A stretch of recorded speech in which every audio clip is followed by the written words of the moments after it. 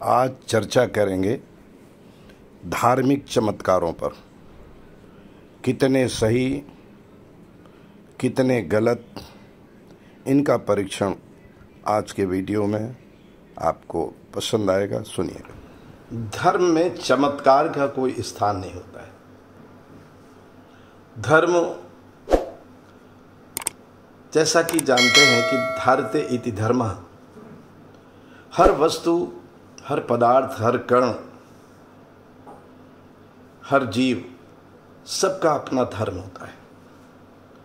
और जो पूरे ब्रह्मांड का सिस्टम है, जो पूरा ब्रह्मांड है, जिसको ईश्वरवादी कहेंगे कि वो ईश्वर के द्वारा रचित है, या नास्तिक जो ईश्वर पर आस्था नहीं रखते हैं वो भी नेचर को मानते हैं, प्रकृति को मानते हैं। दोनों स्थितियों में ये जो समस्त ब्रह्मांड है, सारे ग्रह, सारे सूर्य, आकाश गंगाएं, मिल्की वे, ब्लैक होल्स,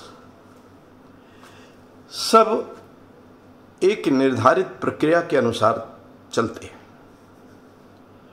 एक सिस्टम है जिसको विज्ञान अपना नाम देती है, उसको, उसमें फिजिक्स शब्द भी आता है, केमिस्ट्री भी आता है, और विभिन्न सब्जेक्ट्स जैसे कि एस्ट्रोनॉमी और दूसरे सब्जेक्ट्स आते हैं। तो अर्थ ये होता है कि समस्त ब्रह्मांड का संचालन कुछ नियमों के द्वारा होता है, कुछ नियमों के अंतर्गत होता है। कभी भी चमत्कार नहीं होता है। और जो हमें चमत्कार दिखता भी है वो कार्य कारण सिद्धांत के अनुसार ही होता है। वो हमें दिखता है, हमें महसूस होता है कि ये चमत्कार हो रहा है, लेकिन वो उसके पीछे जो कारण थे, जो कार्य हमें दिखता है, उसके पीछे जो कारण थे, उन कारणों का ऐसा संगठन में मौजूद हो गया कि उन कारणों के एकत्रित होने के कारण वो कार्य हमें दिखता है, जिसे हम कई बार चमत्कार समझ लेते हैं। मान लीजिए एक उदाहरण, बहुत घने बादल छाए हैं, भीषण बारिश का समय है, और उस समय हमें बादल दिखते हैं, हमें पानी बरसता दिख रहा है,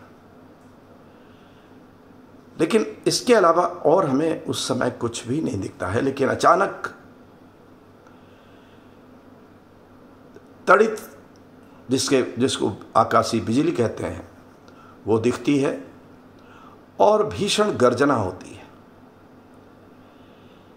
तो इसे आप चमत्कार कह सकते हैं कि ये तो चमत्कार हो गया, लेकिन नहीं, ये उसके कारण उपस्थित थे, और उन कारणों के कारण उसका जो परिणाम हुआ, तो जो कार्य हुआ, वो परिणाम तड़ित था, आकाशीय बिजली थी। अर्थात कहीं भी चमत्कार की स्थिति नहीं बनती है, और विज्ञान तो चमत्कार को मानता ही नहीं। और विज्ञान है क्या? जो मनुष्य के मस्तिष्क में तर्कपूर्ण सोच है, वही विज्ञान है। आदिकाल से, जब आधुनिक विज्ञान नहीं था, तब भी दर्शनों में विज्ञान शब्द आता था, दुनिया के दर्शनों में, और विशेषकर भारतीय दर्शनों में। उपनिषद में भी विज्ञान में कोश आता है, बौद्ध धर्म में भी विज्ञानवाद आता है, और कॉन्शसनेस को ही विज्ञान कहते थे। तो मनुष्य में जो ये सोचने की क्षमता है, उसके अनुसार भी चमत्कार नहीं होता है, विज्ञान के अनुसार भी चमत्कार नहीं होता है। और ब्रह्म की जो रीतियां हैं, उसके सिस्टम हैं, उसके अनुसार भी कोई चमत्कार नहीं होता है। तब एक बहुत महत्वपूर्ण, आज मैं कहूँगा कि फिर कैसे विभिन्न गुरुओं के आश्रमों में जाइए, विभिन्न गुरुओं के पास भक्तों की भीड़ देखिए, और वहाँ चमत्कार पैदा किए जाते हैं। भक्त उन चमत्कारों के जाल में फंसते हैं, जबकि उनको जादूगर कभी चमत्कार नहीं कहता। देश में ही नहीं, भारत में ही नहीं, दुनिया के हर देश में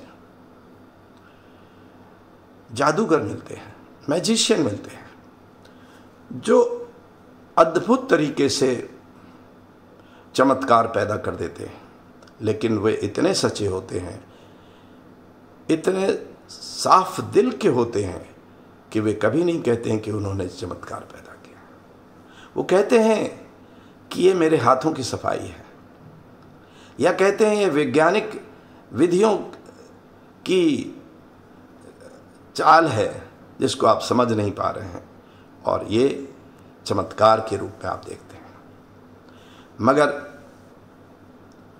कुछ लोग जो धर्म की आड़ ले लेते हैं और सीधे साधे भक्तों के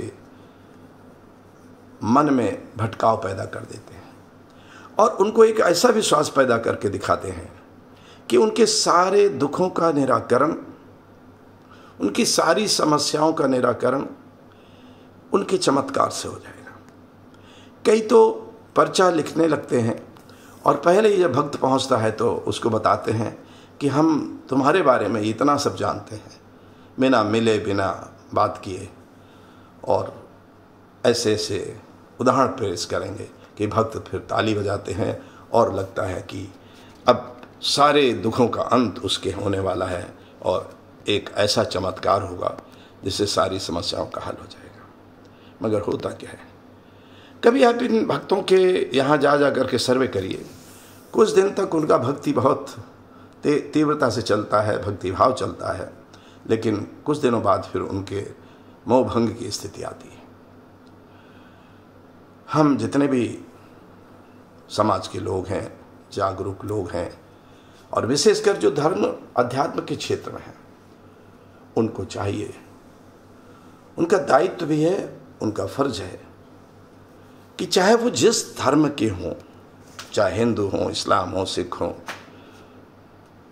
बौद्ध हों, जैन हों, ईसाई हों, कोई भी हो, चमत्कार मत पैदा किया करें। और अगर कोई चमत्कार दिखाते हैं तो बता दें कि देखिए ये हाथ की सफाई थी, या ये विज्ञान की सफाई थी, या विज्ञान के सिद्धांत थे जिसके आधार पर ये चमत्कार आपको दिखाई दे रहा है।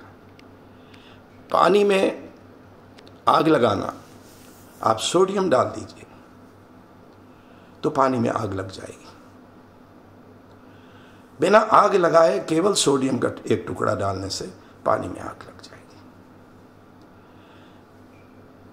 एक मैंने उदाहरण दिया, इस तरह के आप पुस्तकें पढ़िए, उनमें भांति भांति के वैज्ञानिक तरीके हैं जिनसे आपको लगेगा कि ये तो चमत्कार हो गया। लेकिन इतना याद रखिए कि आप स्वयं किसी को भटकाइए नहीं और न स्वयं भी भटकें, कहीं कोई चमत्कार नहीं है। हर सिद्धांत है, थ्योरी ऑफ काजेशन है, काजेशन थियरी कहते हैं, कार्य कारण सिद्धांत है, इसी के आधार पर संसार चलता है। और अगर देखा जाए तो आप कह सकते हैं कि आपका जन्म ही सबसे बड़ा चमत्कार था। इससे बड़ा चमत्कार और क्या था कि आपका जब जन्म होता है तो जो क्रिया होती है, जब आप पेट में आते हैं तब से लेकर के जन्म तक, एक चमत्कार ही तो है। लेकिन ये सब वैज्ञानिक है, उसके सिद्धांत हैं।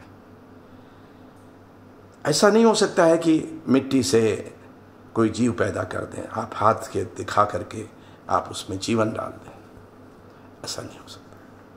लेकिन कहने वाले ये भी कहेंगे कि हमने मिट्टी से ये जीव पैदा कर दिया, हमने लकड़ी से पैदा कर दिया, हमने पत्थर में पैदा कर दिया। ये चमत्कार कहने वाले कहते हैं। आइए चिंतन करिए, मनन करिए और स्वयं न भटकिए और ना दूसरों को भटकाइए। खास रूप से गुरुओं से निवेदन है कि वो गुरु के पद को कलंकित न करें, गुरु धर्म को कलंकित न करें, और गुरुर्ब्रह्मा गुरुर्विष्णु गुरुर्देवो महेश्वरा साक्षात गुरु परब्रह्म तस्मै श्री गुरुवे नमः। तो गुरु का नमन होता रहे, ऐसा ही करें, ऐसी राह चलें, कहीं कलंक न बन जाएं और भक्तों को छलना बंद करें। एवमस्तु। अहम ब्रह्मास्मि, अहम ब्रह्म।